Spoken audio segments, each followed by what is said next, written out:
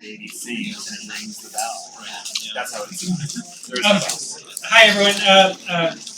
Michael's feeling under the weather and Kevin's not here, so I'm going to introduce Uli. There are a couple things. Uli is currently the Center Meadows Fellow, and I need to. I had the fellowship until about a year and a half ago when my term ended, and I'm supposed to show this off. We'll have an opening, but the symposium that I did when I was a fellow, with this book on that, it's just we'll have an opening for that. Hot off the presses. And Uli is the 2016-2018 Center Meadows. Most of you know Uli. He's an associate professor here. Many of you know him as your graduate advisor in architecture. He teaches both graduate and undergraduate courses. Many of his research interests focus on construction, architectural detailing, structural design. He has his architectural diploma from Stuttgart University in Germany. And a Master of Architecture from the University of Oregon. He worked in London early in his career for firms including Foster & Partners and Grimshaw. He's a registered architect here in Texas, also in Germany and the United Kingdom, and he's a practicing architect. Uli's research and teaching focus on the use of wood in construction, its influence on building culture and craft, and how it contributes to the advancement of sustainable practices at the scale of local and global economies. So, that's the introduction. Well, let's welcome you. Thank you.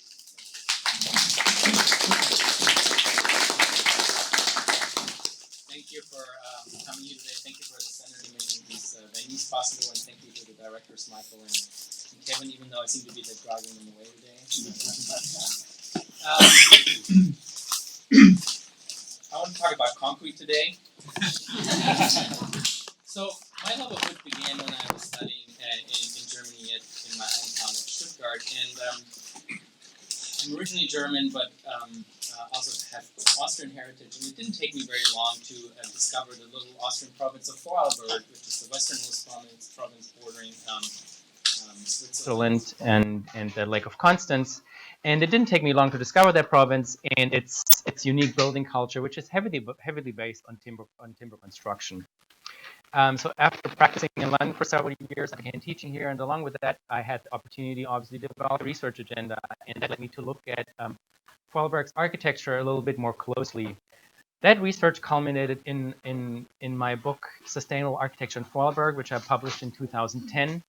And that research was highly specific to a particular region, but this little province and its pioneering architects was really instrumental in the rebirth of wood architecture in Europe, starting in the 1960s and then in the 1980s and 1990s. And so since the publication of my book, the increased use of wood has really become a worldwide phenomenon, really all around the world. And so that has prompted me to widen my research and look at timber construction on a more of a global scale. This will result in the publication of my next book titled Turning Point in Timber Construction after the talk today, which I'm going to really spend this hour talking about. I could probably spend 2 or 3 hours talking to you, so I'll try to compress this into about 45 minutes. It should have been out early this week on the 7th, but the printer was delayed, so it's going to be out at the beginning of December. The book is really follows wood through the entire supply chain, from harvest through processing all the way to the finished product. And I envisioned it as an inspirational reader, really for architects, students, engineers, everyone involved in the timber industry, and also the educated general public. And it touches upon a number of current issues through a series of short essays that don't have to be necessarily read in order, all with the goal really of demonstrating the possibilities that wood can have in having a positive impact on our environment, our local economies, and our building culture at large. So in the following, I just want to spend a few minutes highlighting certain aspects of each of the chapters. So the first one really looks at forestry, the current state of our forests, and sustainable forest management and its environmental impact. Forests really cover about 30% of the land area of the Earth, and which is about 4 billion hectares globally. And you can see that forests are kind of organized in bands around the planet. So in the north, it starts with a so-called boreal forest. Then we have the temperate forest in the northern, as well as in a little bit in the southern hemisphere. And then we've got the band of tropical and subtropical forest that stretches kind of along the equator, more or less. And the number of people that actually benefit from forests, their products goes to the millions. And that means provide food, providing shelter, building materials for shelter, and providing energy for heating skin. First, besides providing wood, also a number of so-called non-import products, which include fruits, nuts, syrups, oils, ingredients for pharmaceuticals, and so on. And if you look at wood as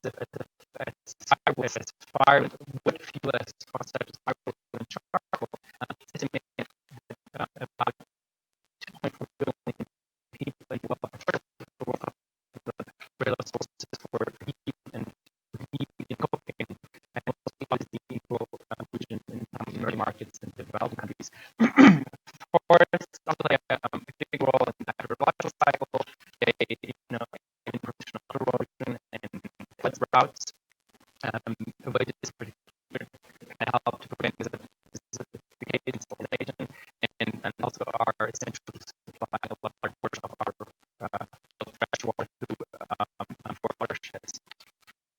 And the one other thing that technology about that is also plants and birds more specifically provide a large portion of the oxygen that we to life. So forests or trees take water and minerals from the soil, take the carbon dioxide out of the air, and convert that through the photosynthesis into leaves and leaves like the trees into carbohydrates, which are sugars, as well as oxygen we breathe. And in the process, carbon that was extracted from the atmosphere gets deposited in the wood, and the wood makes up wood is made up of about 50% of the carbon. When we talk about deforestation, is obviously always a topic that in everyone's mind. And deforestation today is mostly driven by the population increase and the resulting demand for more land. And you can see the divide between the southern hemisphere and the northern hemisphere. So when people say here in this country, oh, we shouldn't be using wood because we're depleting our forests, it's actually not true. In the northern hemisphere, there are obviously concerns in the southern hemisphere. In the southern hemisphere, most of the deforestation occurs when land is for agricultural uses to and commodity crops such as soybeans, palm oil, rice, also clearing it for grazing areas for livestock. So if you look at Brazil here, which is our red, right? Brazil is the second largest provider of soybeans and wheat oil after the United States. And there's a reason that is our right. Or if you look at Indonesia, it's the substantial provider of palm oil. Now the growth and the increase of the forest, the northern hemisphere has a lot to do with changing agricultural practices that happened here in the 1940s and 50s, where we moved from animal power to tractor and machinery, which made farming land much more efficient and reduced higher yields, which meant you needed actually less land area to produce more food. And it also meant you didn't need those grazing areas and pasture areas for the livestock that you needed to perform the labor. So a lot of farmland that we had historically has been able to turn back into forests. You can see Canada as the light red. They obviously have sustainably managed forests, but they also have a lot of untouched forest areas susceptible to natural disturbances, wildfires, insect infestation. So they have had slight reduction over the last 25 years, but it's relatively nominal. And then you notice China, which might surprise you, right? Which is really dark green, which has really done a very good job in implementing reforestation and deforestation programs to counteract some of the deforestation that has occurred there. And besides fossil fuel combustion, deforestation is really the second largest source of carbon emission in the atmosphere. So if you look at carbon dioxide levels in the atmosphere, and there's this strong consensus in at least the scientific community that climate change is a direct result of human activity. This chart kind of looks at the CO2 levels in the atmosphere over the last 420,000 years, and you can see there's a significant increase that started to happen. It's hard to get a start, but in 1750 we were about 280 parts per million. Now this year, this is the first time that we've reached over 400 parts per million, and so you know, for me, it's hard to argue that man is not responsible for some of this. So if you look at the carbon cycle, we have the biogenic carbon cycle, which is a natural two-way flow of carbon between the atmosphere and living organisms in the oceans and on the land, and that has remained relatively balanced without human intervention. So trees absorb carbon dioxide from the atmosphere, they store it. When they die, they release that carbon dioxide back into the atmosphere. So it's really a close cycle. And the ocean follows a big carbon sink, but the oceans are the big carbon sink that we actually have on the planet. But then there are also there's also organic matter that has been, you know, very deep in ocean sediments and has turned into hydrocarbons, which has resulted in large deposits of coal, oil, and gas. And we've obviously extracted some of these resources in a very short period of about 150 years. We have burned a lot of it and released a lot of the carbon that's been stored. It's taken millions of years to store and released it back in the atmosphere and have disrupted that carbon cycle. And that led to the increase of carbon dioxide, which obviously has led to an increased greenhouse effect and not allowing the solar radiation to escape our planet. Now, forests store large amounts of carbon, so why do we cut forests down? Well, as trees get older and the greater, they actually start storing less and less carbon. Old forests store less carbon than growing young forests, and they're also much more susceptible to natural disturbances, wildfires, pests, insect infestations. So they can lead to significant wind loss, and then the carbon that's released and or emitted can actually turn an old wood forest from a carbon sink into carbon source. So there's obviously no doubt that harvesting trees leads to reducing the amount of carbon stored, but as the forest managed responsibly in the new tree growth exceeds the amount of trees removed, that ensures that carbon dioxide constantly increase over time. So when it comes to unmanaged forests, managed forestry that harvest before they die into CO2, and thus managed forests can really contribute and provide larger, greater climate change mitigation benefits. And as well as we obviously have to move everything that we still provide biodiversity, wildlife habitats, and maintain good water and soil quality. Coupled with sustainable forest management certification programs that support these objectives to make sure that farmable products come from well-managed and fully harvested forests. Wood is in fact only structural building material that has third-party certification programs that ensure that our products originate from pleasantly managed sources that of zero concrete. There are currently over 50 different certifications in the world, and typically this reflect a variety of forest types as well as different ecosystems and ownership structures around the world. So while each certification system takes an approach in terms of what sustainable management means, it also makes certification more likely if you have a selection of system, because for each location, for each individual portfolio, there might be specific needs that need to be identified. And if you look at this chart, the relative certified forest area really only accounts for approximately 10% of all global forest land. And you can see that most of it is the real and temperate forests of Europe and North America. The second chapter really looks at taking the forest product that we extract from the forest and the manufacturing process, looks at flows of raw materials, life cycle assessment, and globalization trends. So wood is obviously by far the most important renewable resource in the form of around with the Sun Louis Bay wood composite products, also called the products, paper and all products, chemicals, cellulose, which is used to make ping pong balls and piano keys, viscose, which is the fabric in the industry, fabric fiber, which is actually not cellulose. But we also have the non-timber forest products such as flats,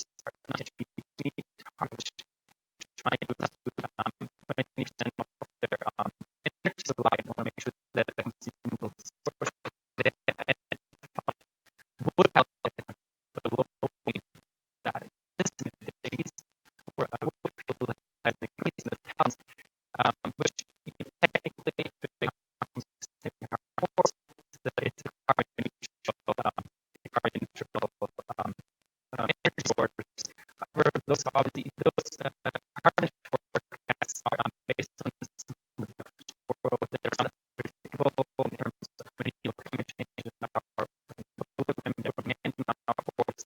So there's a lot of data that we work very well. But all I have is sort of meet for these products. So the tables that I'm talking about are changes turning in Europe, which anyone is somewhat questionable. Forests can relieve and provide relief from the natural forests and provide reuse. Typical forest has a harvest cycle of 50 years.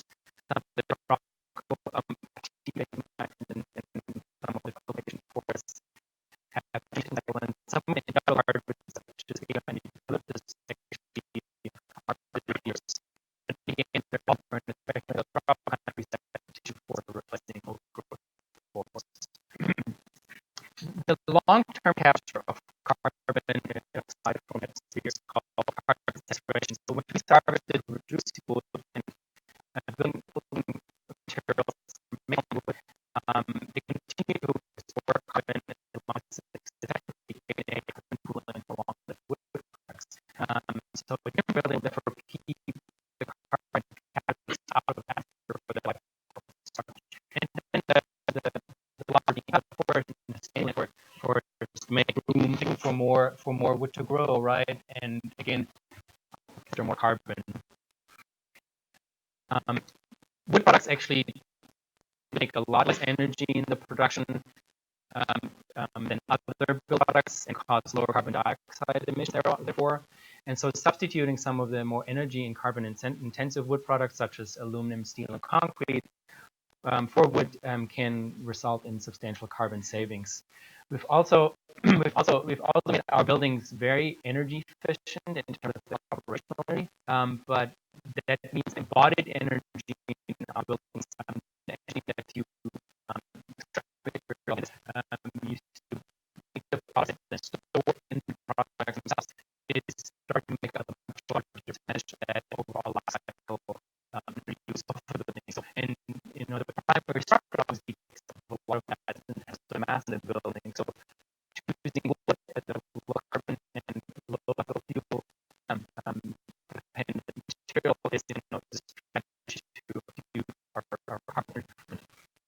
I mean, if you look at the forest industry, the forest industry actually made a remarkable progress in becoming zero waste. If you look at this diagram here, in 14 south of the wood actually,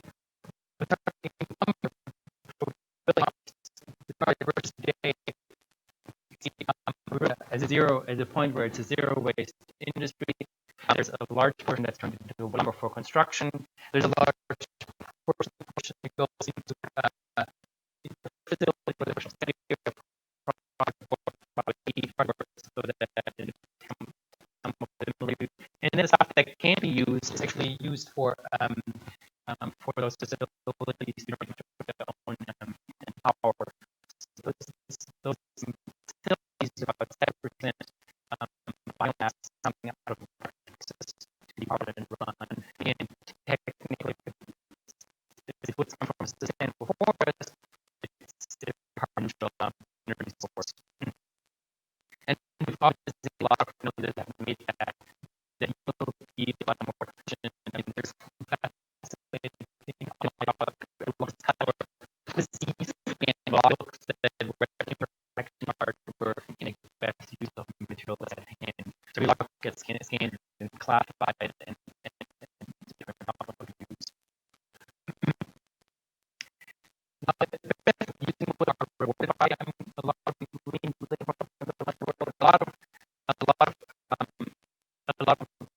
criteria actually on prescriptive standards, and now fortunately a lot of the real moved away, so we explore and actually do more systemic performance-based evaluations that look at materials in their buildings and the possible life cycle assessment, which is really the most common kind of tool in between the environmental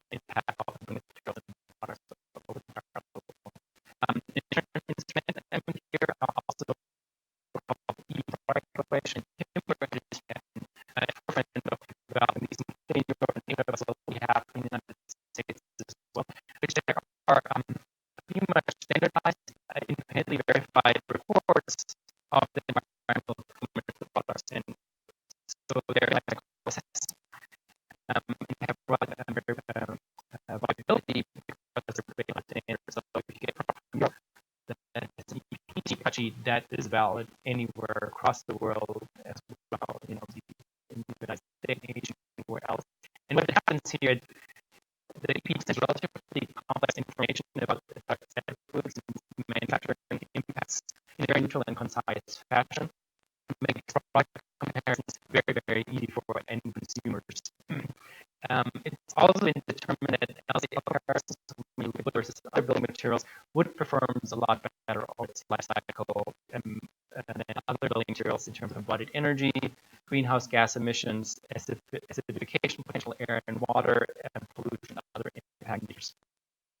Now, if you look at the forest industry at a global, in a global fashion, you'd think, over time with globalization, there wouldn't have been a lot of effects, but even the timber industry has been dramatically affected by globalization.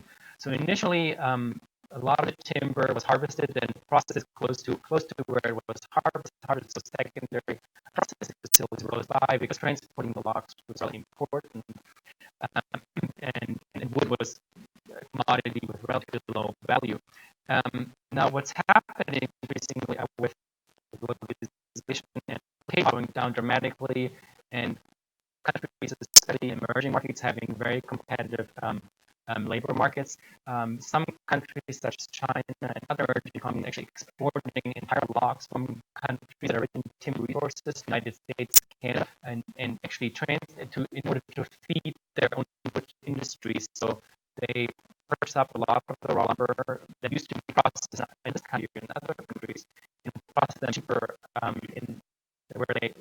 at their location, and then actually ship those finished products back to our markets, and they're also able to dump products onto the market at lower costs than what domestic manufacturers can offer. So forest activities are shifting from these temperate and industrialized nations to vast timber resource to tropical, mostly developing countries that offer competitive manufacturing conditions with low labor and land costs. And these countries also have climates that really support the establishment of fast-growing forest plantations. So what's happening? Not only are the jobs outsourced and the resources redirected in terms of capital investment and technologies, but also actually the entire forest resource is relocated into those countries. So plantation forests make up only about 77% of the forest stock, but they provide 34% of the global industrial roundwood production. And that's expected to rise to about 50% by 2050. Again, they can offer great relief, but it's obviously concerned that some of these plantation forests are replacing old growth forests that have biodiversity and offer wildlife habitats that obviously some of those monocultures, those plantation forests cannot offer. The third chapter really takes a look at the latest development in wood construction, focuses on products, building systems, prefabrication, and digital manufacturing. Really starts to look at the building environment and build products. These are some slides that students here in the room might recognize. I'm also be appearing in my book summarizing the most common timber construction systems. I'm not going to go into detail on those. Yeah, Emily, please right here. Right here at the end of the table. Not talk about the detail. I want to the bottom three ones briefly because they're really impacting the construction market. Top ones, exception for the platform framing, are really no longer in use, other than maybe in some historic applications. So the bottom three ones are panel construction and frame construction and solid timber construction. Panel construction, which you see on the left here, has been developed in Europe out of the platform construction that you have here. So it's really a system of load-bearing studs that's receiving.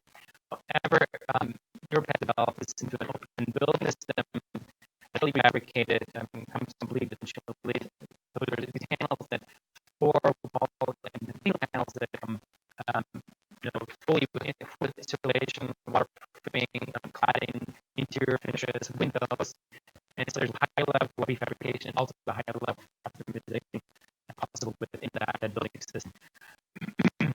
This has been very popular in the single-family housing market in Central Europe. Frame construction in the middle has been developed out of very heavy timber frame construction. Obviously, now relies mostly on input products. and other products. And this is a framework of columns and beams that take up the vertical loads and you separate the system for under load system, diagonal resting or shear course.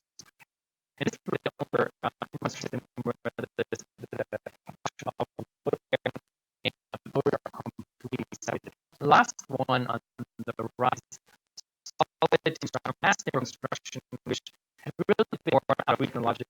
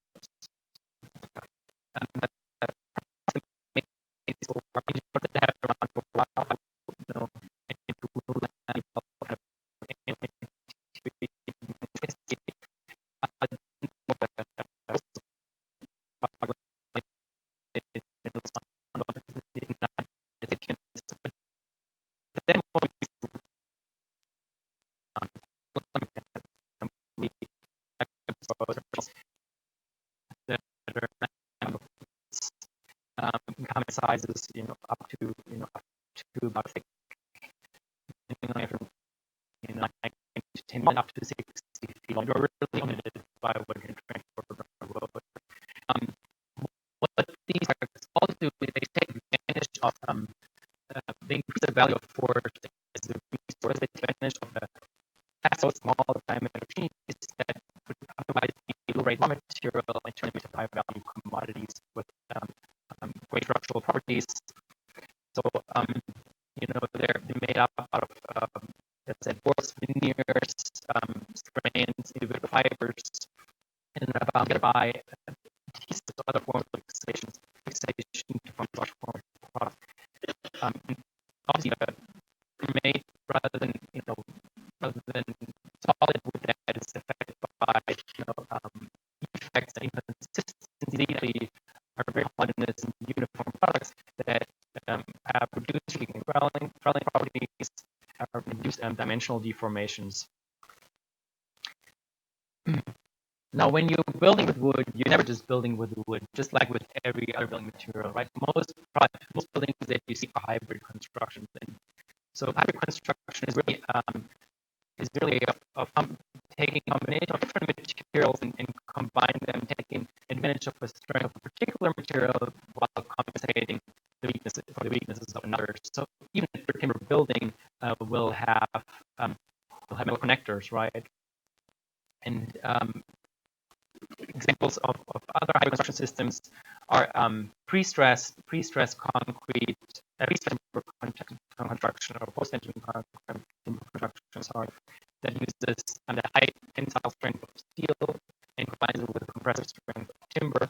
Or then just being, you shouldn't be using a material just for using a material for its own sake, right?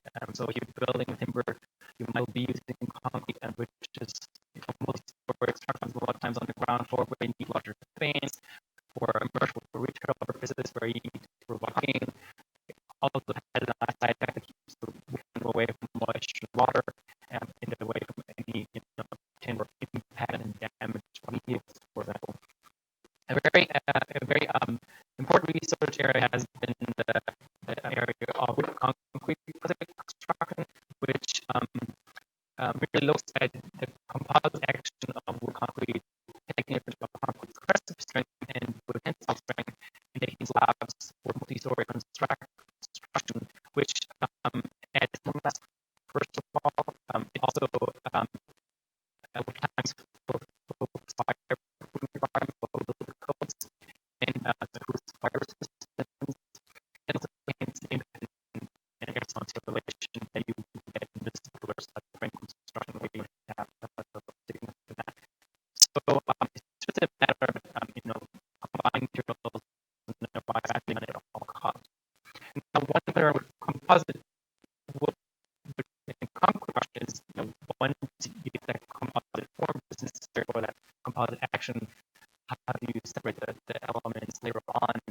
some of the early example makes it very, very difficult.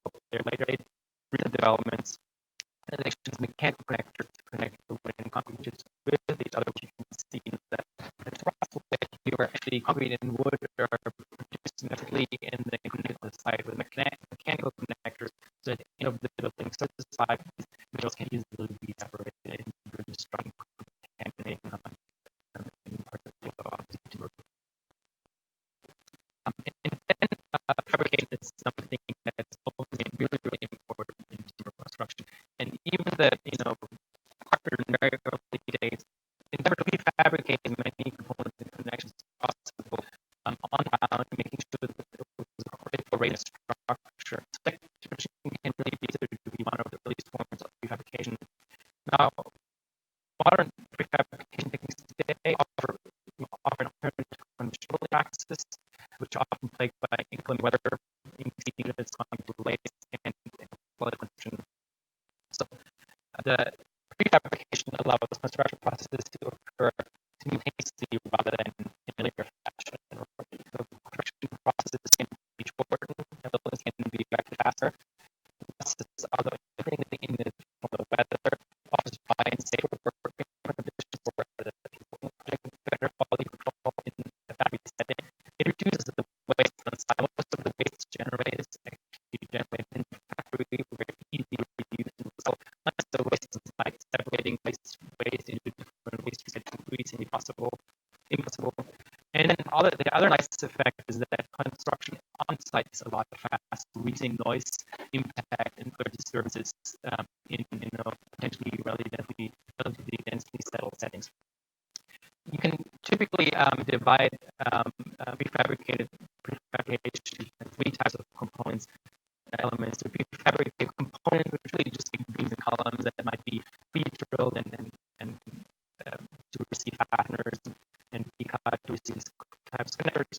Then you have prefabricated panels, which I've already mentioned, which could be using the panel construction technology or some of the timber panel systems which come in fully assembled with cladding and so on. And then lastly, we have the fabricated modules, which are spatial volumes that I have here, and exterior finishes completely complete with interior and exterior finishes, all the way down to plumbing fixtures and tile.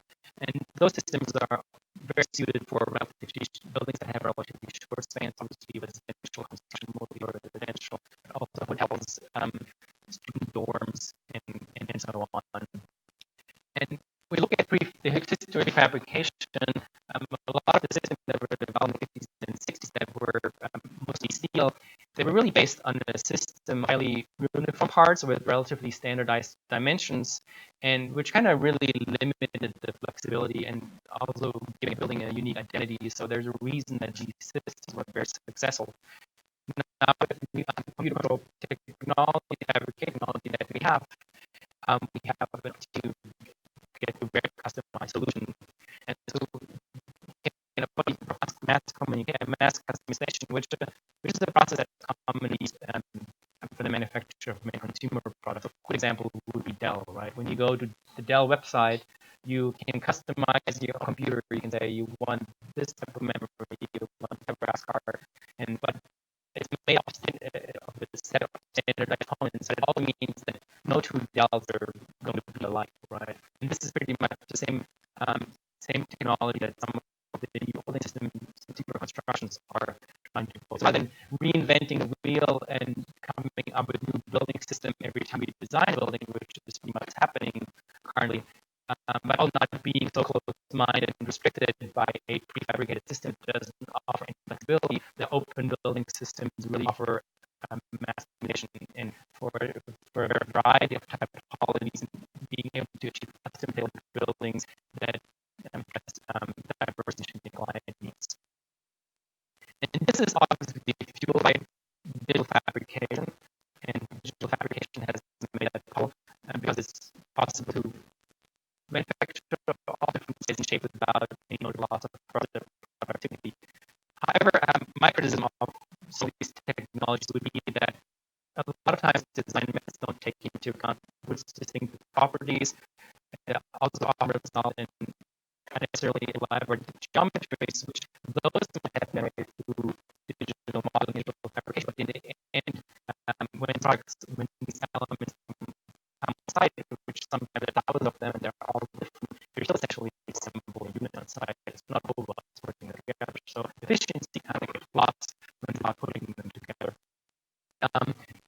I'm also very critical when when it's really about being fascinated with new geometries rather than looking at the material and its ecological potential, really looking for its. So I think we should go beyond my questions and use those computer-based design and fabrication processes to address material use, waste minimization, structural optimization, and then ultimately that will lead to form, but it will also lead to an overall optimization of the construction system in the manufacturing process. The chapter looks at something that not a lot of books look at, but I'm trying to address the values and perceptions that are inherent to working with wood, which are really at times, and it's also looking at kind of effects of weathering and preservation and how we deal with some of those aspects. So ever since we've been able to have had all these technological advances, has been able to control the properties of wood, our relationship with it has really been challenged and has become very ambiguous. So we love the aesthetic qualities of wood, but we exploit all these available to stop its inherent natural aging process. We also like its uniqueness of atomicity, but we also want to make sure that we use knowledge to make it very uniform and homogeneous. And it's actually no surprise that wood is one of the materials that has been most imitated because we love those natural qualities. We just can't deal with some of the properties that come with it. And the process of that is called skeuomorphism, which you see on this card right here, which is a process where a familiar material is applied on a new object to make sure that the customer is familiar and accepts that the new object. So in this case, the wood on that station wagon is supposed to imitate the wood that we usually have on the wagons that we have. Same with wood veneer that you might see on a refrigerator, or early refrigerator that actually just imitated wooden box that we started out with.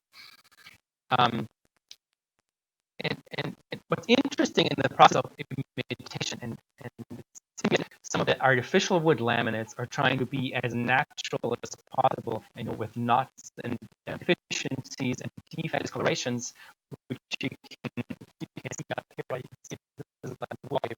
You can see how we see right here. But then you look at that natural wood mix, they go opposite direction. They're trying to be consistent and as uniform as possible. So there's really an interesting dichotomy here. In many cultures, the perception of the use of wood is still shaped by vernacular architecture and traditional timber structures, and then the stereotypical old-fashioned rustic image. And this notion has been disseminated a lot by the Alpine architecture of tourism industry, which in most cases and it satisfies a large number of visitors in expectations of this cozy and rustic experience. So accept wood in construction to be used as a luxury and finish in boardrooms and executive rooms and offices. The use as a full-fledged modern building material is still challenged by the timeless appearance that is being promised by steel, concrete, and glass. So I would argue there are a lot of contemporary wood timber products out there that can offer contemporary aesthetic, and along with that is an material, but at the same time still allowing us to kind of satisfy our desire for tradition and quality. It's also the notion that wood is an ephemeral building material that's short-lived is really misconceived. If you look at some of the neck architecture that's been around, and there's architecture to ensure that it's really, if you look at some of the Austrian farmhouses from the 17th, 18th century, or the Norwegian state churches, or some of the Japanese 800, which are some of the oldest surviving wood structures. Yes, there are materials in the envelope that have to be replaced, or like there are shingles that have to be, there's something that has to be replaced. So you got the same appeals as all the mirrors. So that's be painted if it's exposed. The positive shingle roof is not going to last forever. So being aware that it is a material that probably can last for a long time is it's meant to be brought to attention here. And that material wood obviously changes even after it has been harvested and dried and converted into building products. It will it will weather if it's exposed, and we're usually okay with aged wood finishes. We're okay with aged farmhouse, kind of that traditional look. That's kind of part of what its charm is. We also are okay in accepting surfaces in a way that might contemporary structures you mind in the Alpine regions, or even the Pacific Northwest, or in northeastern United States. So while most people some would serve more readily some colors and the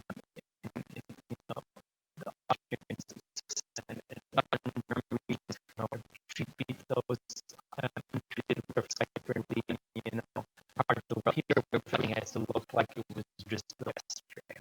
So aging is really something that's right, which most of us really horrified by it. These things that horrify us. The new product, the glossy that you see in the magazine, and then the silvery gray you see after 5, 10, 20 years, depending which way they're building, placing, and this verse, right? The article what does it look like, after the growers off, and 10 years and 15 years, and I think it's an interesting story. So we feel really easy about this, but these stories, they're probably protected, taking it out. They're, the aesthetic are affected by their functional, not their functionality. And so it's just about telling you don't just stick wood into this brown like we do here. That's just not smart to say it, because those boards are not at the bottom, right? So, and don't run the style with it at the bottom, right? You need to work those wood else. You need to be able to dry out. You can preserve this. You can painting this. Painting or dealing with being maintained over time. Building this beautiful 1999 house with cedar side was originally unfinished. Someone decided to paint it in the night. Well, now I'm trying to demonstrate anywhere that certain imperfections. So the way you can see that now we've got paint ring around this happening. So there's a class coming very soon to this town. So the issue with these things of the paints and you use them and you're trying to busy value for disability and reusability, the benefits of if you use some of the mechanical products. And any piece of when a construction site is painted was wonderful, right? And you use it. So we be mindful of that. It's important. I'm going to talk about the potential environmental effects of using wood on nature. So when you're using structural wood components and you're exposing them in the interior, you're using flooring, wood paneling, wood elements, they're supposed to create a healthy indoor climate, which these interiors can benefit from both the aesthetic qualities of exposed wood and the physical quality. Unfinished wood surface actually can aid in balancing the moisture content and reviewing the air by using and still creating comfortable climate. Going further, though, have been pilot studies in North America, in Asia, and in Europe that have actually established a link between indoor use of wood and physical and mental health. There was a study done in Austria that looked at classrooms and students that had a test that proved that in another test that was in non-wood conventional classrooms. So over the course of the school year, they measured the heart variability of the students, and then noticed that the students in the wood classrooms, their heart variability increased, which your heart never just beats at the same pace. And what this heart variability does, it is in parasympathetic nervous system is being activated, which is responsible for reducing stress and also in aiding the healing and recovery process of your body. Another study, and David Bell, who's a research fellow at FP Innovations, which is a nonprofit company organization in Canada, did this study on test subjects that he exposed in. He exposed them to a stressful task, a test, and a test or an exam. So he went to a well-known Swedish furniture manufacturer and equipped these two rooms. Where you get exactly the same piece of furniture, but with finish or non-finished. In this case, it doesn't even necessarily matter that some of them might actually have plastic laminates, but just the look of the wood grain. And so they measured the stress through the heart rate and skin conductivity, and the stress levels was always lower in the rooms that had wood elements in them for all the periods of study. So there are also other long-term studies that show that that those wood surfaces can not only prevent stress, but they can also lead to a decrease in stress and again promote healing and recovery in environments. Wouldn't it be great if our hospitals actually help to heal our patients rather than having vinyl composition tile and all those kinds of things. So these studies are still in their infancy, but there's still a lot more work that needs to be done. But there's definitely potential that has been identified to capitalize on those properties of it. So I'm going to come to the last chapter where I'm looking at the potential and outlook and opportunity that wood can, the role that wood can play in creating a better built environment. So first of all, we all know that about over half of the world is right, and this number is projected to rise to 70% by 2050. And this is not only happening in the developing countries; it's also happening in industrialized nations. And so this will have to go hand in hand with providing sustainable and affordable living space. And like I've said already, as operational energy requirements have been reduced of our buildings, we need to make sure we reduce embodied energy, and which also obviously reduces greenhouse gas emissions. So wood, can really substitute, step in for steel and concrete, and turn our buildings into carbon sinks rather than sources of CO2 emissions. Every ton of cement that's being made releases 1 ton of carbon dioxide into the atmosphere. It's one of the most polluting processes in terms of carbon emissions.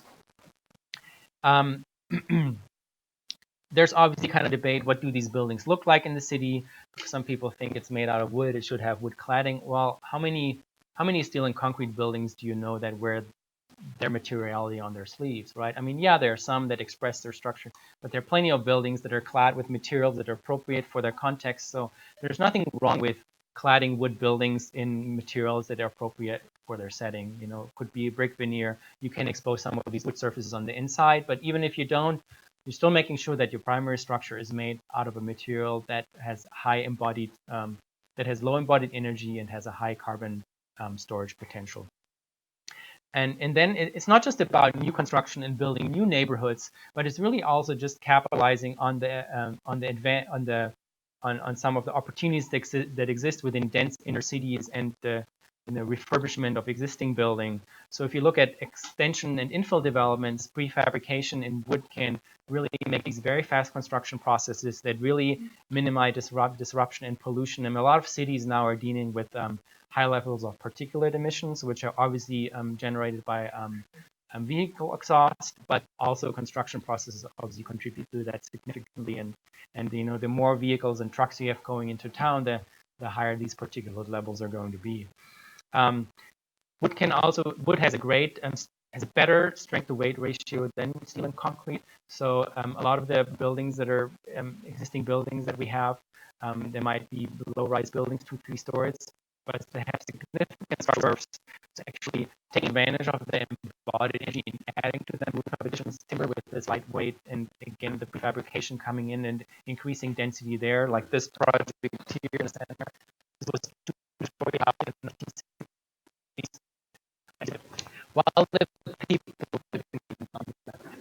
and then another thing that we're dealing with right now, a lot of our building stock, post-war building stock, 1950s to 1980s, no longer conforms to the energy standards that we imposing on new buildings. So actually using prefabricated timber panels that are heavily insulated, again, they're tailored in. You pretty much come in, you digitally survey the building, you tailor those prefabricated elements. They come ready, installed with windows and waterproofing and cladding. And you come in and you reclad the building, improve its thermal performance, and thus you reduce its heating and cooling needs and contribute to the reduction of CO2 emissions into the atmosphere. And again, a lot of these projects are actually done while the people are living in it. So they come in one day, they cut out your windows, they put that panel in. At the end of the day, your flat comes enclosed, and there's just kind of some cosmetic work to be done, but the old window was ripped out. Then also, if we're talking about increasing density of our cities and economic climate change, it also means increasing building heights. And that domain has really been dominated by steel and concrete about the one area. But these new systems, new materials, really offer alternatives and opportunities to turn out buildings into carbon sinks, sequester a large amount of carbon.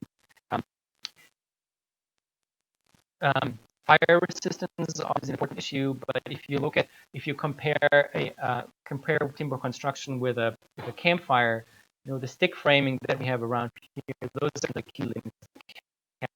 But those mass timber elements, they're really like the logs that you set on the fire and burn all night. So there are tests. You know exactly how quickly a piece of flint chars is actually 0.65 millimeter a minute, right? And you use that as a sacrificial layer, as a charring layer that will protect the timber on the inside and still allow it to perform its structural function in the end. So there's a competition worldwide going on now. Who's building the tallest timber building? The tallest one that was just completed is the 18-story dormitory in Vancouver, using glue lamp columns and CLT slabs, and then you can see the prefabricated panels. But again, using a concrete podium for some of the communal spaces, and in this case, the building code required that they use two concrete cores, which you don't see here on this slide. Another timber construction also has a history of providing fast accommodations in a variety of emergency situations, and Europe has really capitalized on the opportunity for these timber systems. If you look at those earthquakes that are happening in Italy, they're able to provide permanent housing within 8 or 9 months for people that have been displaced. Also, the refugee crisis in Germany, they have significantly capitalized on these systems that are modular, that provide dignified living spaces. These people don't have to live in containers for years at a time. And, these can then either be converted into permanent living spaces because they're high quality construction. They're not cheap construction, right? They're just as good as any other permanent building you would encounter in terms of their energy consumption and their indoor climate. They can be repurposed into student dormitories. They can be deconstructed and re-erected at a different location. So there's really a broad range for these, and that there's really been a boom in Europe for these kinds of systems. In closing, there are significant opportunities for these mass timber products, and their advent has really opened up new manufacturing prospects and added value potential for particularly some of the rural regions in the United States, in Canada, that have abundant timber resources and that have actually lost a lot of their jobs, and really creating an opportunity for them to generate added value, create jobs, build specialist expertise, and create products here in this country, and then also at the same time connecting these rural communities with the urban communities that are going to be using their products to build their buildings. In terms of future developments, wood has obviously experienced kind of an unrivaled and dynamic transformation, unlike any other building material. It's been broken down into boards, veneers, fibers, strains, and then reconfigured into all kinds of products. And there's still a lot of product development that's happening. Softwood has been the primary material that's been used for construction, but Europe, Europe has a lot of mixed forests that have a lot of hardwoods, and they have, they're trying to find use for those. And there's been a lot of research into some of these hardwoods have really good structural properties. There's been a lot of research into creating products, hardwood products for structural applications, and that's happening here in the United States too. There are new technologies out. I mean, some of these adhesives that might still contain formaldehydes, and they're questionable. And there are new technologies out, such as friction welding, and that really bond these individual pieces together and create alternatives for laminating wood together. And then lastly, there are there's a number of open building systems that are being developed. Stora Enso, one of the leading CLT manufacturers, just came out with this a few months ago, which is an open building system, again allowing for mass customization and satisfying the need for flexibility, economy, and quality control, but again, not creating cookie cutter buildings and creating buildings that are really uniquely express their identity. So with that, I think I'm right on time. I'm going to close with a little advertisement. I'm offering a class in the spring. I know registration is closed. There's still a few seats available, so registration, when it opens back up in January, there's still a few seats that you can grab if you're interested. We'll be meeting Fridays from 9 to 12, and we'll be talking about this and more, and we'll have guest speakers, video conferencing in from all parts of the United States, so it should be an interesting seminar. Thanks for your time.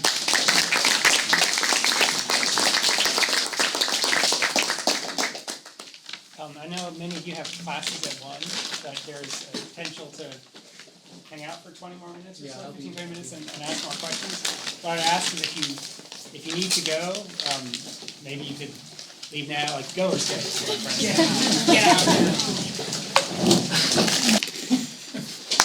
We have the same question, mostly about the glue, primarily in CLT, and just sort of generally. Yeah, I didn't talk about that at all because it's a whole topic. There's a chapter that talks about, or at least several paragraphs that talk about the glues, because it's not something you can never find anywhere. Is it because it's patented and you can't those chemicals are actually not publicly available? No, they tell you what they are. The old glues, a lot of the old glues are the first glues that were being used are of course, kind of going back to some of the natural products, but if you the chemical products were a lot of them phenolic resorcinol formaldehyde and melamine formaldehyde and so on. And a lot of these, obviously, they have formaldehyde in the name.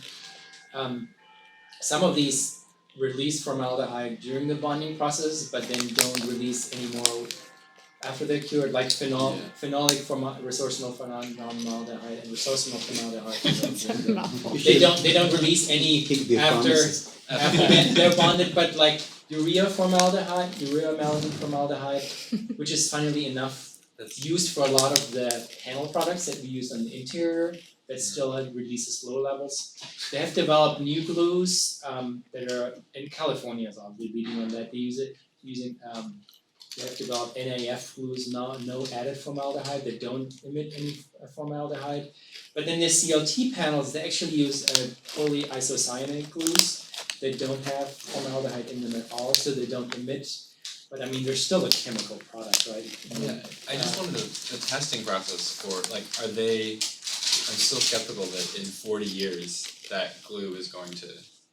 We realized that the glue that we were using in all these CLT panels was only lasted 35 years. Which glue? Oh, I was just that it was really. Oh yeah, they just said. Because I know they do age testing and that kind of thing, but I just wonder at what point can you guarantee that glue is gonna last. You have to trust the industry there. I think a lot of the formaldehyde glues that have been around for for probably almost 100 years. Yeah. There's still a lot of those are still working strong. And then even if you look at some of the stuff that was built in the 50s and 60s, some of these buildings have been standing for 50 or 60 years. So I think we just have to trust the industry there. There's always kind of that learning curve. Polyisocyanate has been used in OSB production for a little bit longer, again making non-emitting OSB panels. I mean, they tend to be more extensive glues, and I have to look back. I think there's another polyisocyanates, and there's another group. I mean, there's also soy-based glues. There's a lot of research going into bio-based glues, and that's going to be the next step, replacing all those glues, because that's obviously one of the concerns. But I mean, there are products out there which I didn't talk about. I mean, CLT is obviously cross-laminated. It's obviously laminated with glues, but there's also dowel laminated timber, which actually uses hardwood dowels to be and they use hardwood dowels of a relatively low moisture content, and then insert them into the softwood that has a higher moisture content, and as the moisture content equalizes, those dowels expand and lock the panels into place, and then you have an all-wood product. It doesn't quite have the strength yet, obviously, as a laminated panel, because those laminated connections, those adhesives are exceptionally strong. But Willie, that was my question actually about the glue. I had different. In any of these products, is the shear strength of glue actually any kind of limiting factor? no, the glue is stronger than the wood itself. Okay. It's just like when you make a weld with steel, that weld is stronger than this. So there's no cause for the glue industry to be searching for stronger versions of their adhesives, right? No, I think that there's really a push to use bio-based glues, and there are. I mean, historically there are some of the first things are made out of animal blood and casein, hide, and those kinds of things. But a lot of those are not water resistant, so they work for interior applications. So, but I think there's significant research into soy-based glues, and I think nanotechnology is also going to play a role in that. I have one more question too. You put up the one slide where you were talking about the complex geometries being carried out in wood, and that maybe it was sort of parametric form finding, and then someone says, let's just try to do this in wood, just see if we can do it. Have you found examples of complex geometries that are uniquely taking advantage of what wood can do? Well, there's a good example. There's a good comparison. Like if you look at Shigeru Ban's Pompidou and Metz, Right. Okay. this heavy timber structure. This is just made out of wood because it's just a curved shape. The geometry is not really taking advantage of the compressive strength of the wood or anything. Another example of that so there's no structural form finding process. There's just like you saying. Structural form finding. That's the question. The form is generated through the computer, and then it's imposed. The material is made to work with that. But if you look at Frei Otto's Multihalle Mannheim, it's a multi-purpose hall, which was actually a lattice grid, which is under the threat of being demolished because no one has the money to refurbish it. It's kind of a system of laying lattices crosswise, and it was actually laid flat on the site, and then it was pushed up into its final shape. So it was kind of a form-finding process during construction. But I mean, that thing spans. I have to check how far it spans, but I mean, it's about this thick. There's also the lamella cross domes. Yeah, and even if you look at if you look at where the different materials, even if you look at what Gaudi did, right? There's really there's not a lot of structural form finding happening.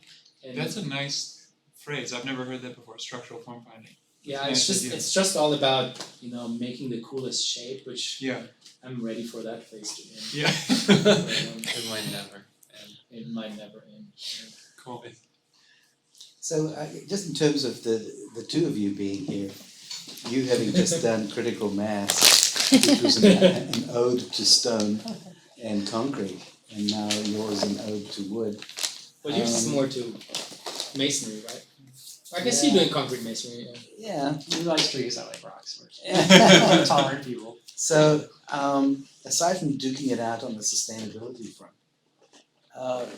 what they have in common, you said that wood is the strongest It has the best per weight. strength to weight Not ratio, better than steel. But not to size.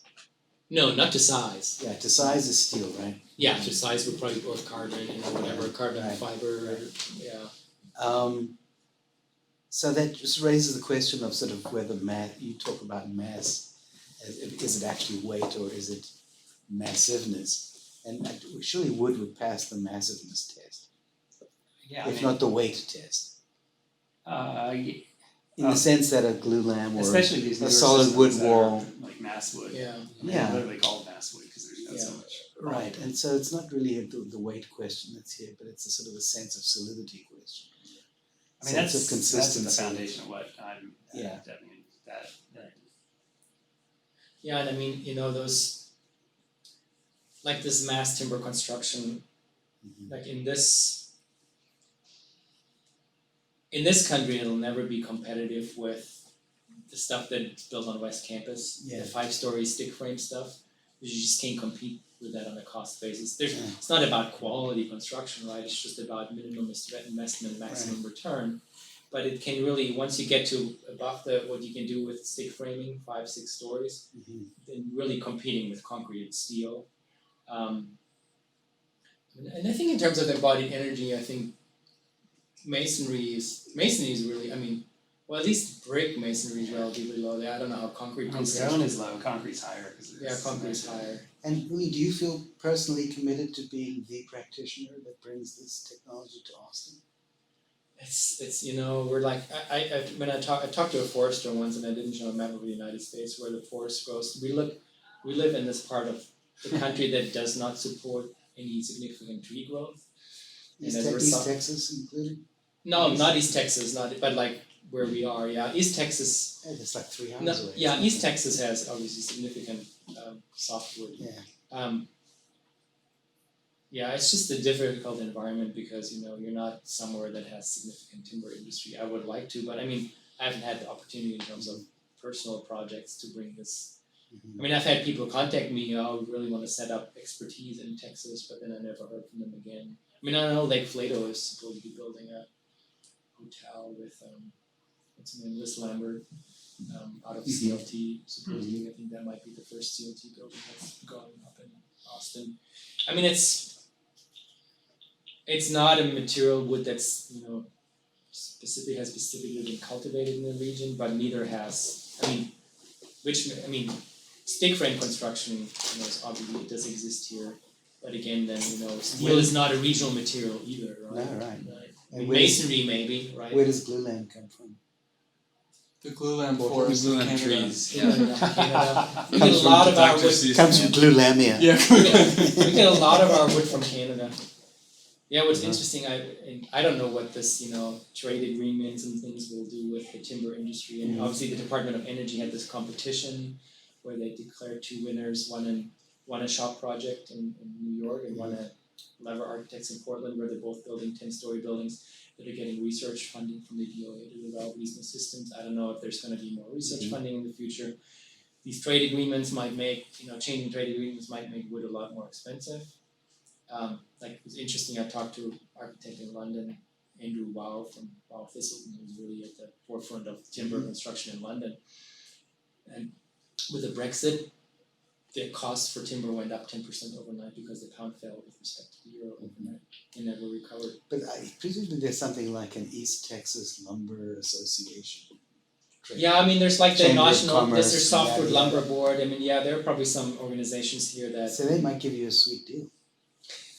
Yeah, I've been working with Woodworks, with American Wood Council, and I've been giving talks and so on. So I was kind of waiting for this book to come out to rekindle some of those relationships and maybe start doing something. Uli, are there significant code restrictions right now on using some of these things in the United States? CLT construction? CLT is now in the IBC, Okay. the 2015. So it's not, because before it was only Type 4 heavy timber construction. So now it's in the code. And But there's still, I don't know what the height restrictions are. I'd have to check, but there's still. A lot of these have to happen on a case-by-case basis. Like for this project in Portland, I was at the symposium in Arkansas where the architect was there. They had to do fire testing of the panel. Like they've done product testing in Europe for all these, but those laws are not applicable in the US. There's For actually walls or floors? That was for CLT. floors, I think. And they actually just did a floor test one. There's a big research facility in San Antonio that does a lot of structural testing. So they just did that. So a lot of it's going to be a case-by-case basis and working with the local building code officials. Because, you've got the IBC, which might have widespread applicability, but then local building codes might be slightly different.